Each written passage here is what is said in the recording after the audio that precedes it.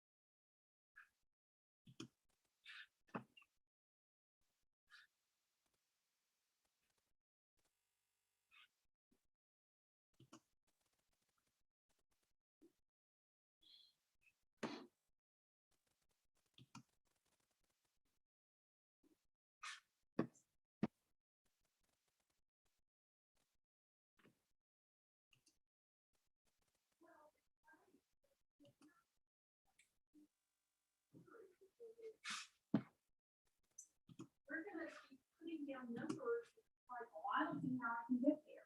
And yet Jeff was pushing, and to his credit, didn't make my.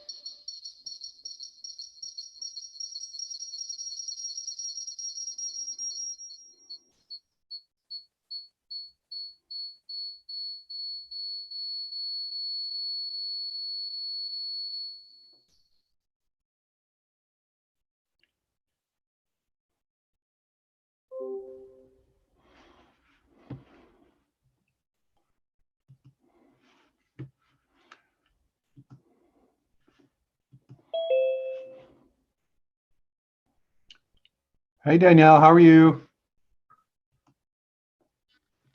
Hey Dennis, How's it going? going all right. How are you? No complaints. Doesn't do any good to complain, right? That's right. That's what my mom always told me. Yeah, me too. She didn't say it that nicely. No, Oh well. no, but anyways, it's all good. Yeah. Oh, your deal didn't work out the way you wanted. No, but you know what? I talked to Stuart and then I talked to another attorney that's a friend of mine from up in Virginia, and they both said the same thing. You know, you don't have enough information, so um, it's probably the best. Yeah, I think so. I think that anytime there's a lack of information and a speed, that always brings me a red flag. Like, hey, wait a second, something's not right here. Oh yeah, oh yeah, It just doesn't make any sense at all. So, yeah. But anyway, it's all good. I'll keep all right. rolling along with what I'm doing. Yeah, that's right. How many employees do you have? I've got 9 all total. I've got 2 that are Wow. full time, and then everybody else is part time. But we Wow, that's- just we just signed a new contract with a new or a company, a new contract with the company that's um getting ready to launch a new line, and uh-huh. so the projections over the next 12 months will be a big increase for our production. So I feel like we'll be you know, moving my part-time people either full-time or picking up a couple more people to make that happen. But Oh, that's cool. yeah, yeah. Are you in a lot of grocery stores around? We're in the local food section of like Harris Teeter, Lowe's Foods, Wegmans, those stores. Uh-huh. We're not on the main shelf. We're just in the local food section, which honestly is a better fit than trying to get on the main shelf.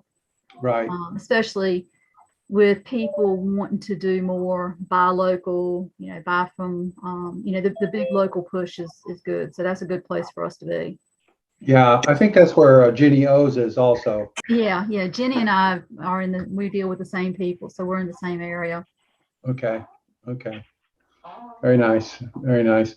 Well, I've got something for you. I'll connect you with you offline that might be of interest to you also. Like I've been talking a little bit about this doorstep market, and it might be a play for you.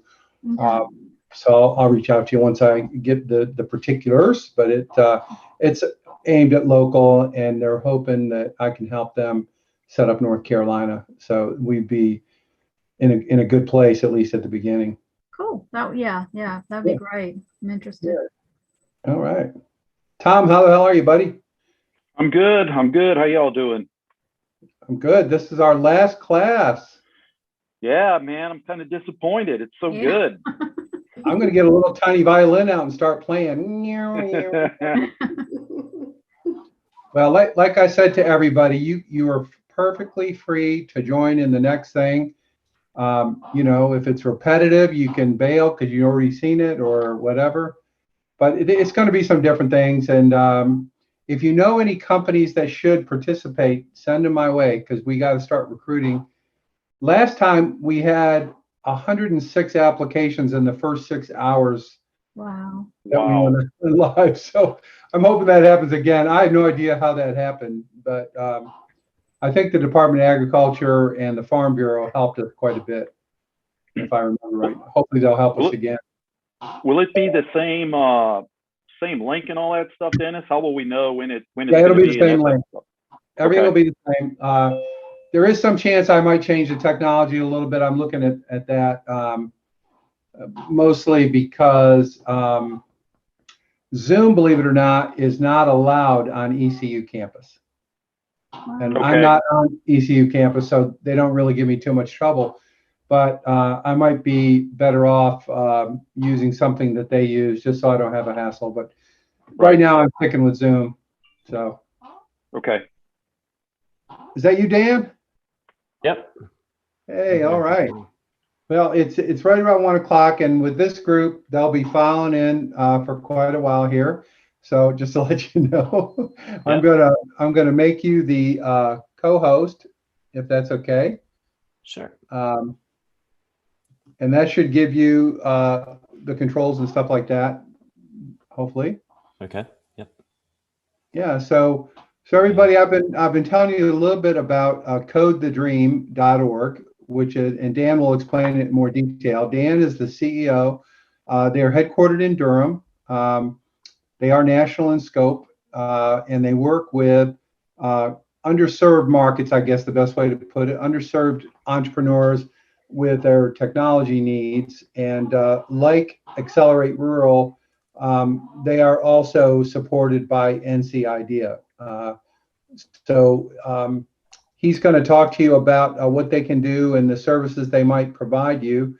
And you can also feel free to ask him questions about things that you might have on your mind. So with that, here's Dan Rarick. Thanks, Dennis. Hey, everybody. Oh,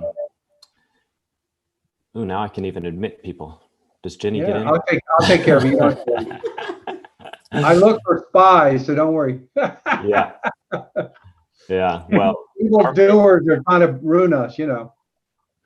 We used to think that was kind of all like a urban legend until last summer, like earlier in the pandemic. We had a fairly large online event with about 100 people on, and we were Zoom bombed, and it was, I won't even begin to tell you all the things that this very organized effort did on our Zoom call, but it was not pretty.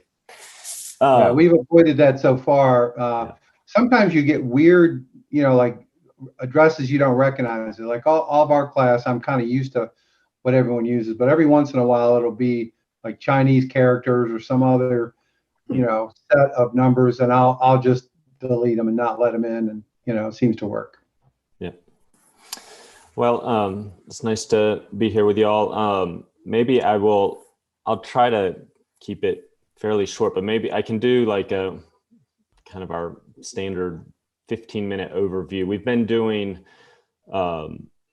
these kind of info sessions that Dennis saw a small one that we had for entrepreneurs around North Carolina. So I can maybe give you guys just kind of about the 15 to 20 minute overview, a little quick overview of who we are, and then sort of some of the things that we think about or suggest that entrepreneurs think about in terms of using technology to either right from the start to launch a business or as a big part of scaling a business. So that'd be great. Yeah, let me try to share my screen and see if this works for y'all.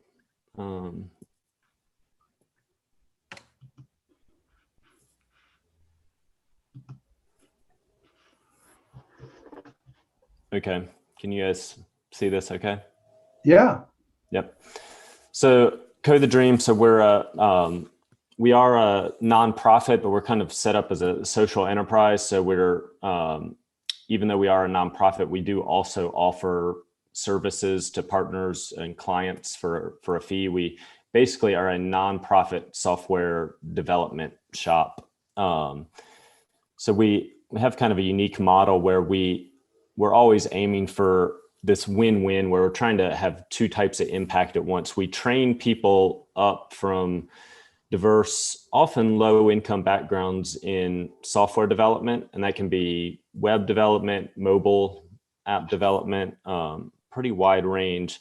We offer people training, and then we go ahead and bring them on into our software development apprenticeship program. So we have some really experienced software developers with a couple decades of experience who oversee a much larger team of more junior developers who work on this big range of projects where we kind of have two main focuses. We have a bunch of projects that we do for anything from government agencies to nonprofits and other organizations that are trying to, in some way or another, make the world a little bit better place. And so we try to have an impact in that way and helping them in that. And then the other big focus that we have is trying to make sure that new entrepreneurs have access to the tech expertise they need as well.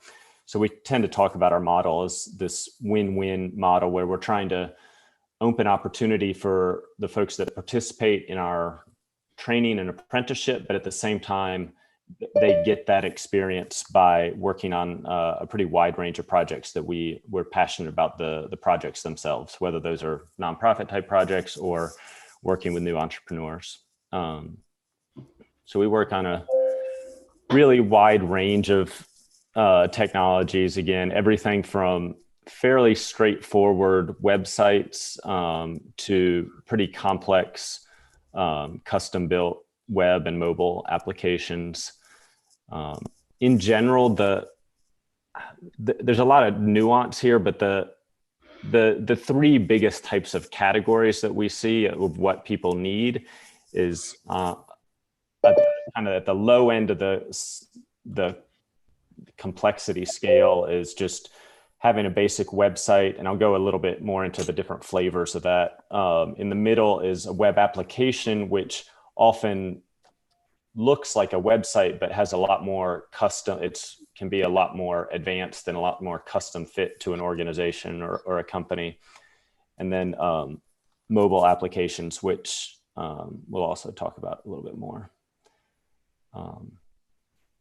And feel free to stop me if you have questions. Yeah, I just want to make a point here. So, Yeah. so guys, that the thing that's unique about Dan and his company, in my experience, is that they actually cover the waterfront from the simple to enterprise complexity. And that's really rare. There are a lot of people who do one or the other. And as a growing business, one of the things that you need to have is a resource that you can use at different stages, right? You might start off with something really simple, but then as you grow, you may have a big partner says, "Hey, I want to do a deal with you guys and integrate your stuff with our stuff." And so Dan's company, Dan's organization, is one of the few in North Carolina that I've run across, particularly as a nonprofit, that actually has the ability to cut across almost anything you can think of. They have people that who either are experienced at it or could figure it out real quick. Yeah, it is true that, I mean, we can talk more about, we can get into more details about this too, but I mean, one of the reasons that we've started working with NC IDEA and trying to help out in the entrepreneurial community more is this lack of access to, it's kind of, sometimes one of the roles that we try to play is basically being like that friend you can talk to when you think you need to take your car to the mechanic. And you may, assuming that you're like me, you're not an expert in cars, and you want to just get a sense of whether, are we talking like a $50 issue or a $5,000 issue here? Because we know it's not all of us are Mark Zuckerberg, where we happen to, where either we ourselves or our college roommate is an expert in computer science. So it's often, it can be a kind of a daunting task. So I should have said this at the outset. So I'm not sure if y'all are all familiar with NC IDEA, but NC IDEA is a great organization that helps promote entrepreneurship around North Carolina. And we do have some funding from them to do two main things over the next 18 months. One is just provide basic info like this, as well as more for folks who need a little bit more, who are interested in a little bit more in-depth kind of one-on-one consultations. They've basically provided some funding for us to do these one-on-one consultations with entrepreneurs who are trying to figure out either exactly what they need, or maybe you know what you need, but you've been told that it would cost $500,000 and you want to see if that's really true. Which unfortunately occasionally is true, but hopefully there are ways to have that be like a stage 3 and not a stage 1 type thing.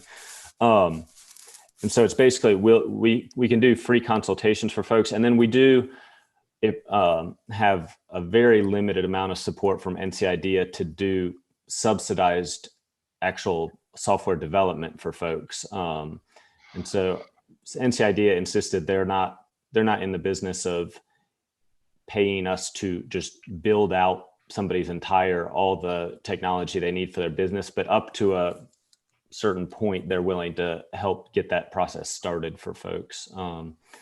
So I can give you guys a little bit more detail towards the end of what that looks like. But yeah, for most folks, a lot of folks are pretty familiar with basic websites that can be built using whether it's Squarespace or WordPress, one of these kind of basic platforms. There is kind of a spectrum of how plug and play and drag and drop and how easy they are versus how customizable they are. Generally, the easier they are to use, probably to some extent, they're a little bit less customizable. Like, for example, Squarespace is about as easy to use as you can get. Wix can be probably maybe in a similar bucket. And then WordPress, for example, is the single most commonly used because it's got it's a little bit of the best of both worlds, where it's fairly easy to use, but fairly highly customizable. Some of you may have heard of Drupal. Drupal's another platform that's even more customizable than WordPress, but at that point, you're probably getting into something where you'd almost definitely need some help. So we do, at Code the Dream, we do a decent amount of these simpler projects, and they can be, let me see if I can show you like a very basic example without screwing up my screen here. I mean, this is just a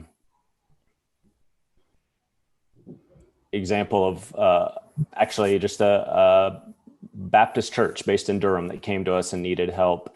And so this is built in WordPress. It's just a fairly simple but attractive site that provides the information that's needed for people that go to this church. And you could easily imagine that this could also be for a restaurant, for example, if you just wanted to provide the basic information about the restaurant, but not necessarily with all the ability to do online ordering and everything. Did you have a question, Karen, by any chance? On the website? Yeah. I guess, is this kind of like Wix.com? Wix, yep. Yeah. Yep. Kind of similar. Okay. Yes. Yeah, I think we don't use Wix too much, or I personally haven't used it, but I believe Wix, I think, kind of falls similar to Squarespace. It's pretty good for just plug and play. Like, you can get it up and running very quickly. And hopefully for most folks, it doesn't require much outside consulting or help. Okay. Yeah, most of these guys are on Shopify or are moving to Shopify. Yep. For their e-commerce sites, just as a FYI. Yep. And I will say I think Dennis probably has quite a bit more expertise. We work with some clients where Shopify is a component of what they've got going on, but I think we probably have some more learning to do, or need to get more into the world of pure Shopify driven e-commerce.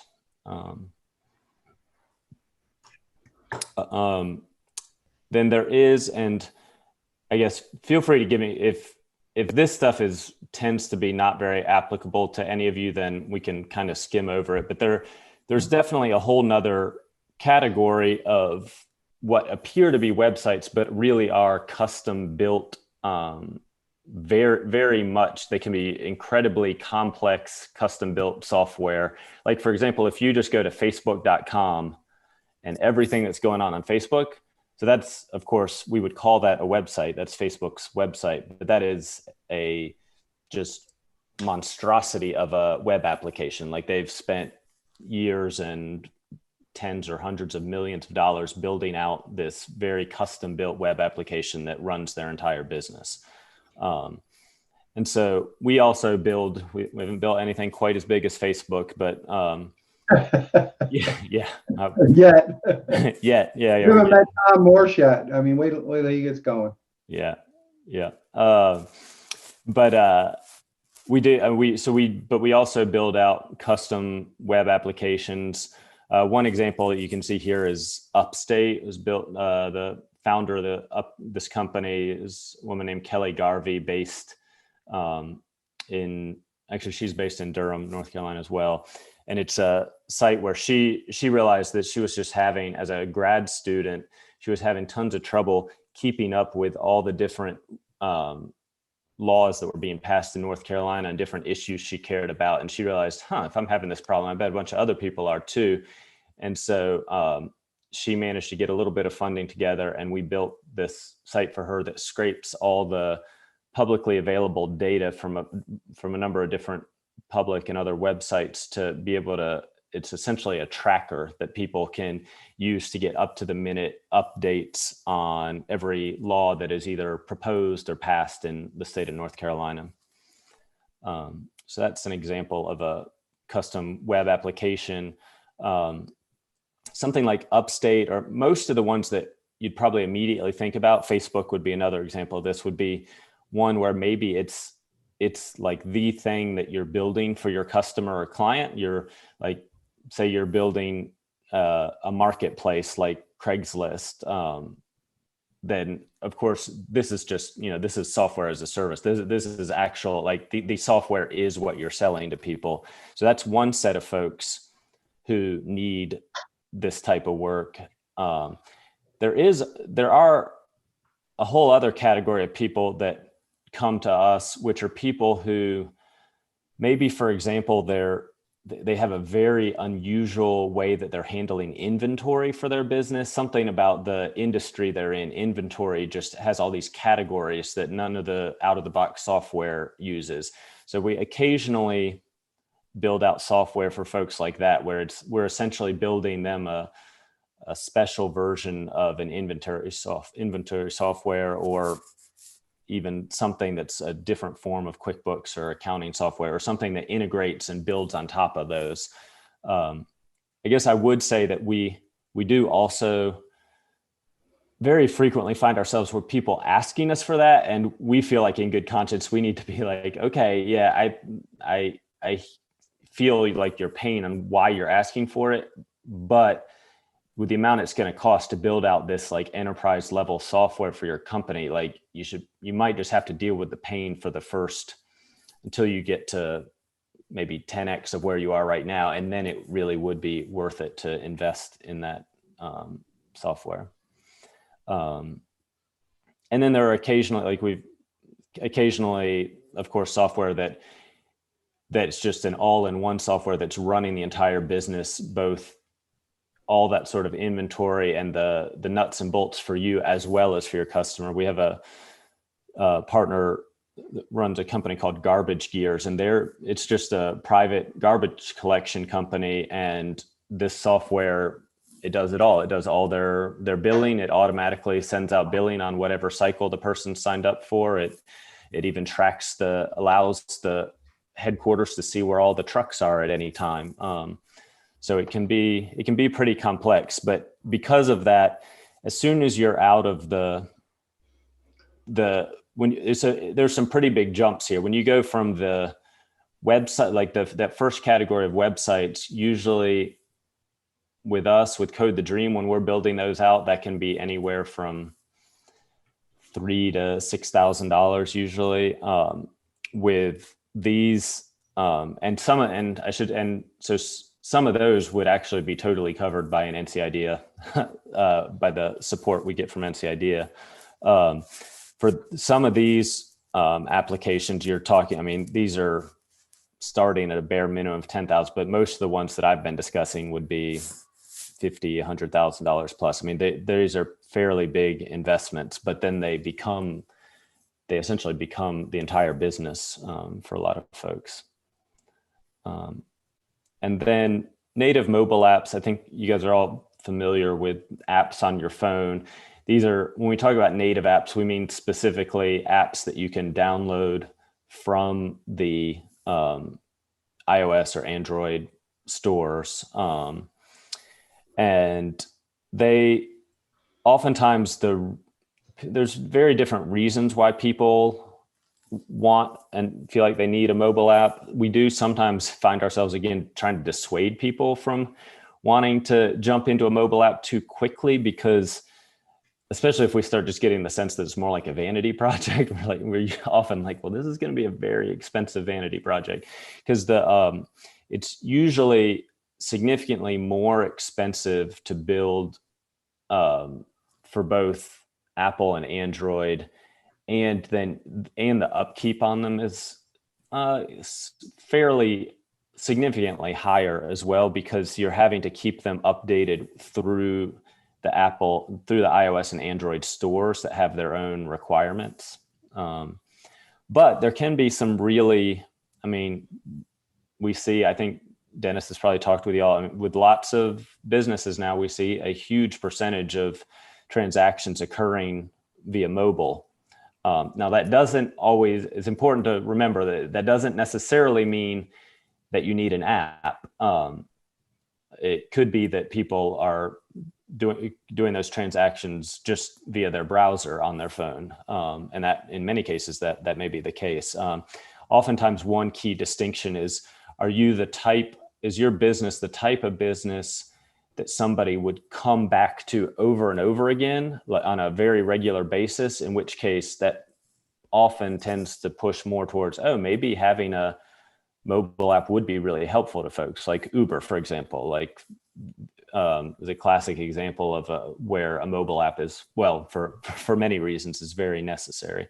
But if you're on the other end of the spectrum, if you're a specialty vendor who most people only go to once a year, basically having a mobile app can almost be like a barrier to entry or a barrier to transaction, because if somebody has to download a mobile app, are they going to take that step just to do business with you?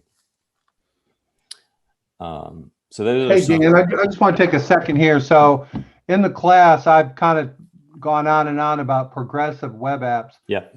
And what Dan is talking about here is a movement. He calls them web applications, but a progressive web app is also one of those. And some people are using those instead of mobile apps because it can act like a mobile app in some cases. And there are some situations where you don't want to be on the App Store for one reason or another, particularly if you're going to owe a percentage of revenue booked on your app, like Airbnb found out during the pandemic. Yeah. So the whole idea of having really a front end that's actually of your website that's actually a progressive web app, and that it connects to other parts like your Shopify or some other application is something these guys know how to do. And that's pretty cool. Yep. Yeah, I think the verdict is still out on progressive web apps, but I'm with Dennis that it seems like that's the next thing. Being able to avoid those app stores saves time, money. It saves time and money on multiple fronts, because it's actually easier anytime you're developing directly for a true native mobile app. You're having to create essentially two pieces of software, things to run on both iOS and Android, whereas a progressive web app can give you a lot of that same feel, but you're only having to build one thing. And that's cheaper and faster the first time, and it's cheaper and faster to maintain as well. I think there probably are instances where I'm sure there are some businesses where they know, like this probably doesn't apply to any of you, but if you knew you're in the business, like your mobile app is a game, for example, it's a game that you play on your phone. That's probably a classic example of something where maybe some of them would want to be a real native mobile app because they want to be seen in those app stores. That's the primary driver of their traffic. But if you can drive people to your application just from your website or some other source, then with a progressive web app, all they have to do is basically download it onto their phone direct from your site, and they're off to the races there. So could you speak to what is, and I know you can't throw out exact numbers, but like relative cost of a mobile app for two platforms versus what the equivalent app might be as a progressive web app? Do you have any feel for that? Is it like half or? Yeah, it's usually, I'd say half is probably the best generalization. It's in general, the progressive web app should, I'm hesitating a little, in most cases, it will be about the same as what it would be just to build out a regular web application. The fact that it's a progressive web app doesn't add too much cost to it. There are times when, if you're trying to get that progressive web app to do a lot of what we would think of as mobile appy type things, like you want it to use the camera on the phone, or you want it to use the GPS on the phone, and you want it to use a bunch of other device specific features, then that's pushing more into there's a small handful of those things that may not be possible on a progressive web app, but most of them nowadays are possible, but you are getting closer to where that cost differential is not as high, or not as high.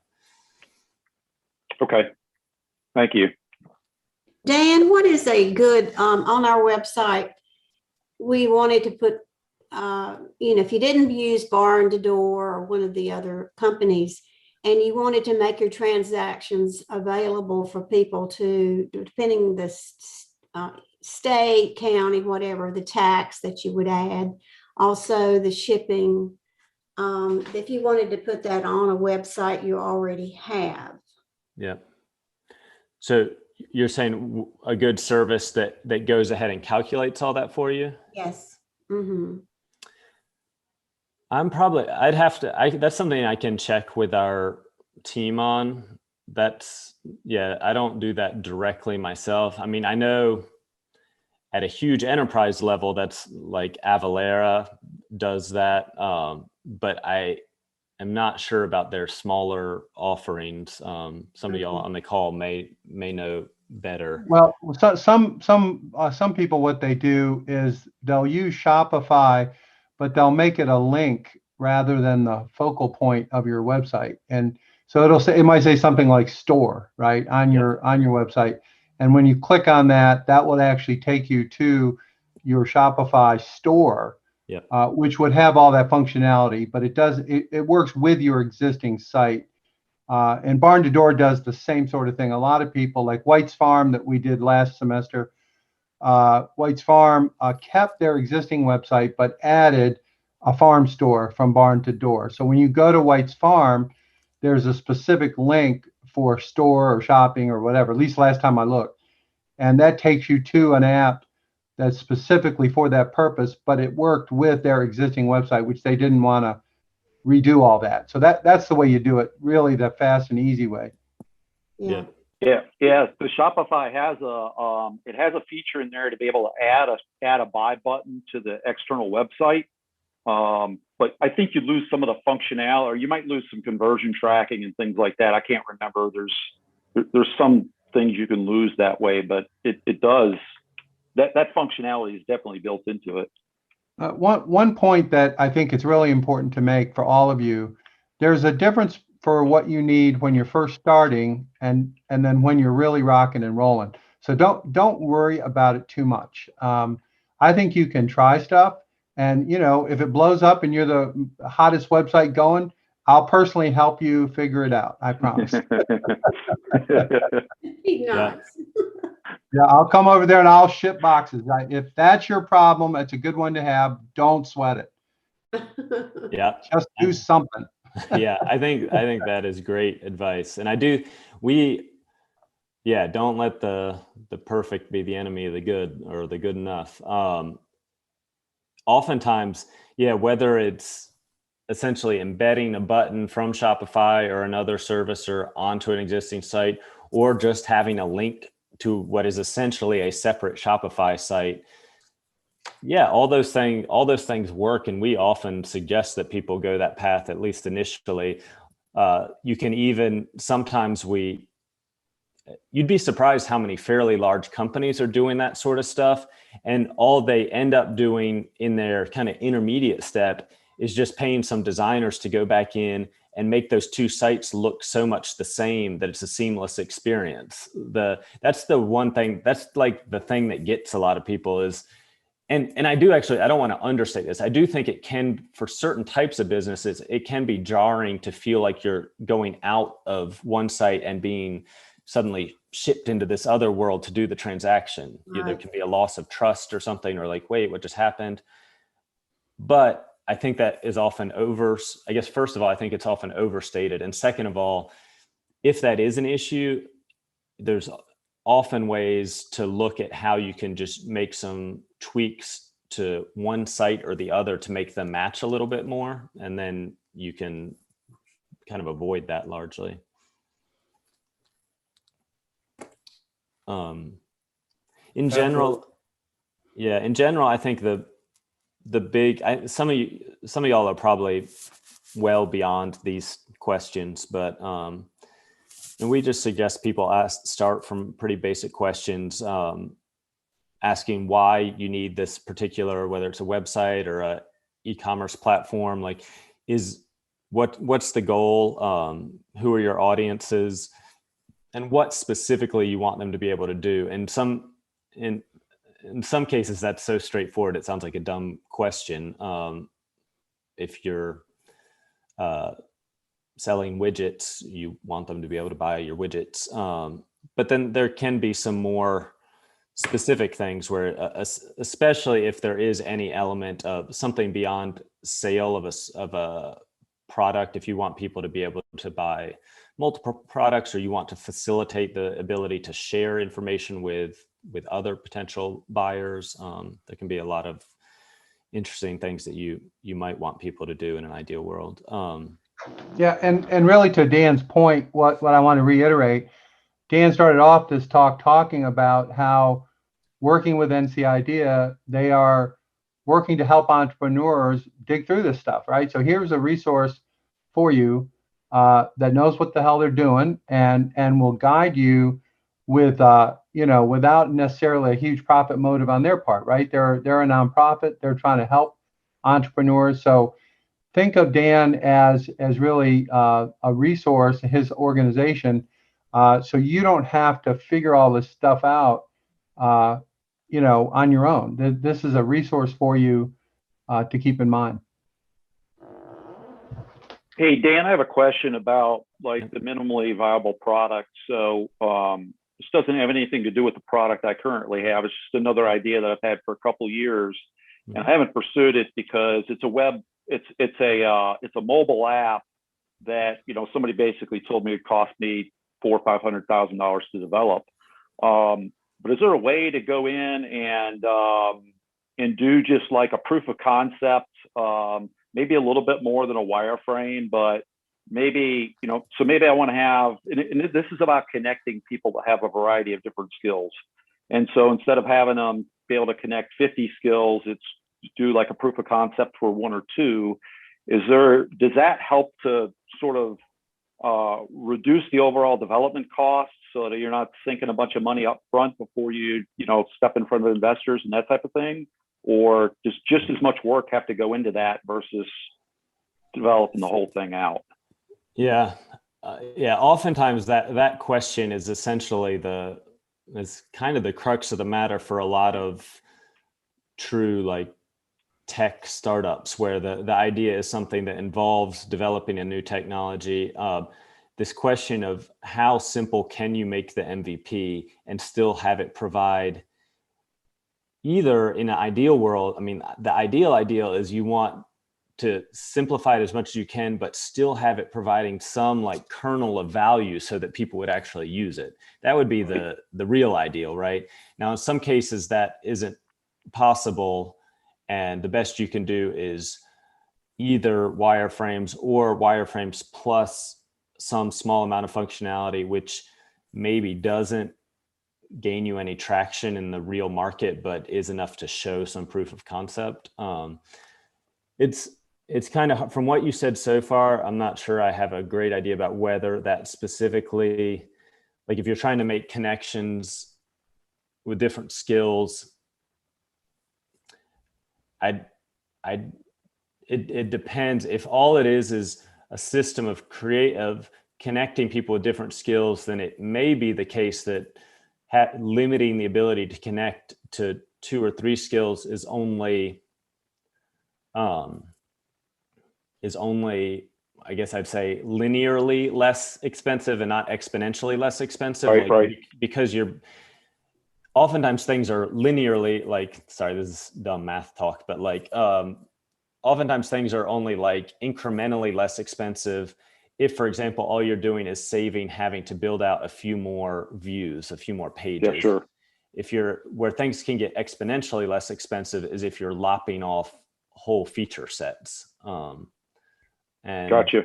that's often the hard thing. Like we had somebody come to us, I can't remember if I told Dennis the story already. We had somebody come to us maybe 2 years ago now who had this a great idea for a variation on Uber, but they had some interesting, I won't go into the details because I can't remember if I signed an NDA, but they had some interesting ideas of how to make the Uber experience better. But the thing, we weren't able to help them, at least I know, because they wanted every part of what they wanted was every single thing that was good about Uber already. And they couldn't think of anything that they could do without from the start. And and so we ended up being those folks that sound like you've talked to, where we're like, yeah, I'm sorry, Uber probably has spent 50 or $100 million developing what they have right now. We could develop something very similar to that for $500,000, but we can't. Like we would never be able to build anything like Uber for much under that. We could build Goober. Goober.com may work for rural North Carolina for 2 cents, right? Yeah, there's just one guy named Goober. There's no matching with drivers. There's just one Goober driving around North Carolina. That would be me in my old Nissan pickup truck that looks like it was used in the Iraq War. Yeah. So is that something that I could come to you with and you could sit down and say, yeah, this looks like it's sort of doable. It makes sense. It's not, is that part of the service you guys provide then? Is that part of your mission? Yep. Yeah. Okay. I mean, that sounds like exactly the sort of thing that we do. With our current kind of mandate from NCID, I mean, there's a limit to it, but right now we're not bumping up against that limit. Like I guess I just say that, like, it's not always, we don't have a forever mandate that will always have an open door policy to people coming in for consultations. But right now we essentially do. We're looking to help folks with any of the great organizations like y'all that have an affiliation with NCIDEA across the state. Yeah, we're just so you all know, we're one of 16 organizations that are part of what's called the NCIDEA's ecosystem grants. And these are grants that were made to organizations like ours to work with entrepreneurs and help them various ways. And like I said, there's, I believe, 16 organizations around the state, somewhat similar to what we're the best, but other than that, there are 16 of them. Yep.